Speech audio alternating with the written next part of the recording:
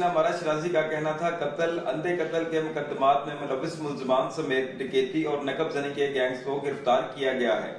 मुल्जमान से नकदी और मालो मसरूका भी बरामद किया गया है।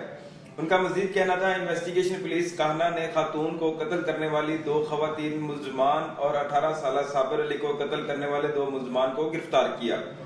इन्वेस्टिगेशन पुलिस कोट लखपत ने शहरी अब्दुल गफार के अंधे कत्ल में मुलविस मुल्जम को गिरफ्तार किया। इन्वेस्टिगेशन पुलिस गार्डन टाउन ने डकैती और नकब जनी की वारदातों में मुलविस 11 मुल्जमान को गिरफ्तार किया। गिरफ्तार मुल्जमान से 65 लाख रुपए नकदी, 14,73,000 मालियत की शटरिंग प्लेट, सामान, मशीनरी और दीगर अशियां भी बरामद की गयी। कैमरामैन गुलाम दस्तगीर के हमरा महमूदुर रहमान, K21 न्यूज, लाहौर।